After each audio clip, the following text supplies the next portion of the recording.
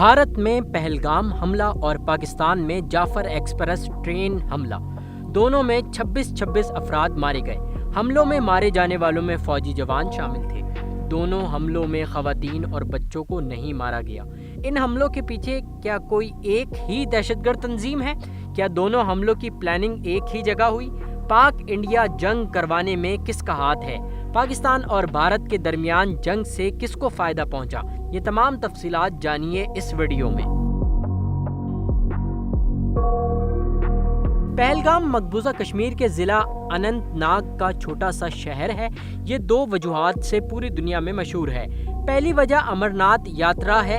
پہلگام سے 45 کلومیٹر دور 17,000 فٹ بلندی پر امرناتھ کی چوٹی ہے۔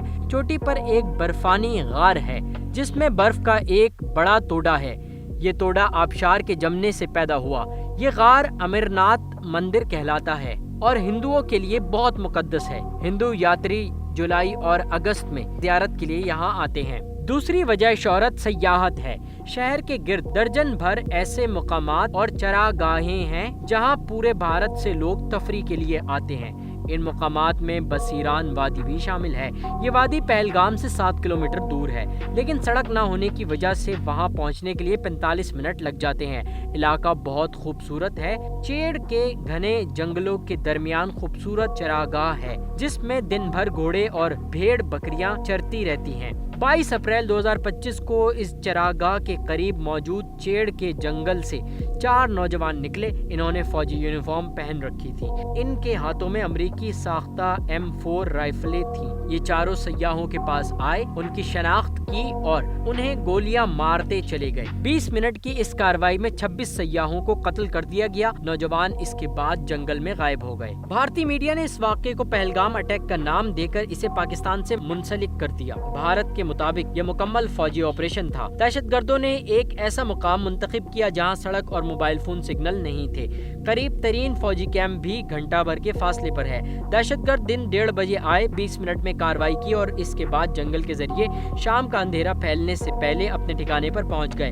دہشت گرد یہ تک جانتے تھے کہ بھارتی فوجی اور حکومت کو ایکٹیو ہونے میں 3 سے 4 گھنٹے لگ جائیں گے، چنانچہ یہ اطمینان سے واپس پہنچ گئے۔ مکمل اسی طرح کی واردات جعفر ایکسپریس میں بھی ہوئی۔ اس میں بھی دہشت گردوں نے مسافروں سے نام پوچھ کر گولی ماری اور زیادہ تر فوج کے جوان شہید کیے گئے۔ پہلگام میں بھی نام پوچھے گئے اور فوج اور خفیہ اداروں کے لوگوں کو نشانہ بنایا۔ جعفر ایکسپریس میں بھی صرف مردوں کو قتل کیا گیا، کسی خاتون اور بچے کو شکار نہیں بنایا گیا۔ پہلگام میں بھی صرف مردوں کو قتل کیا گیا۔ جعفر ایکسپریس میں بھی 26 لوگ شہید ہوئے، پہلگام میں بھی 26 لوگ مارے گئے اور آخری نشانی دونوں واقعات میں وہ رائفلیں استعمال ہوئیں جو امریکہ افغانستان میں چھوڑ گیا تھا۔ ایک نظریہ یہ ہے کہ را نے BLA کے ذریعے 11 مارچ کو جعفر ایکسپریس کو اغوا کیا تھا، جس کے جواب میں ISI نے 22 اپریل کو پہلگام میں اس کا بدلہ لیا۔ لیکن یہ سلسلہ پہلے ہوتا تھا۔ جب را پاکستان میں دہشت گردی کرتی تھی، ISI چند دن میں اس سے بدلہ لے لیا کرتی تھی۔ جنرل مشرف اور واجپئی نے 2004 میں یہ سلسلہ بند کر دیا تھا۔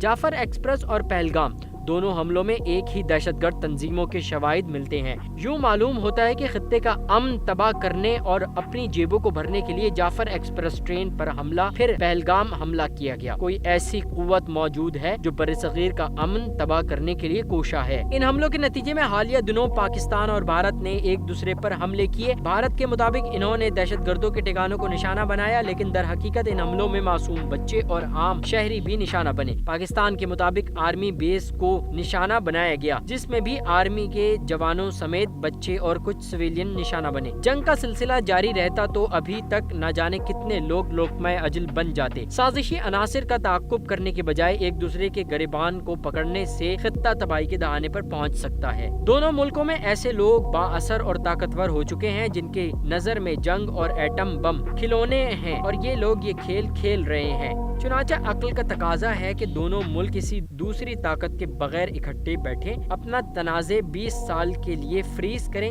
جنگ نہ لڑنے کا وعدہ کریں، سرحدیں اور تجارت کھولیں اور ترقی کی دوڑ میں آگے کی طرف دوڑیں۔ یہ دونوں یاد رکھیں، دنیا کی 10,000 سال کی تاریخ بتاتی ہے کہ ملک ترقی نہیں کیا کرتے، خطے ترقی کرتے ہیں۔ امریکہ نے ترقی نہیں کی، پورے بر اعظم امریکہ نے ترقی کی۔ برطانیہ اور فرانس نے ترقی نہیں کی، پورے یورپ نے ترقی کی۔ بھارت بھی اسی وقت ترقی کرے گا جب پورا بر صغیر آگے بڑھے پڑے گا، ورنہ سانپ اور سیڑھی کا یہ کھیل ہمیشہ جاری رہے گا۔ چنانچہ امن کے علاوہ کوئی دوسرا آپشن نہیں، اور اگر ہم اس طرف نہیں گئے تو پھر یہ خطہ تباہی کے دہانے پر پہنچ سکتا ہے۔ تو ناظرین، آج کی یہ ویڈیو آپ کو کیسی لگی ہمیں کامنٹ سیکشن میں لازمی بتائیں۔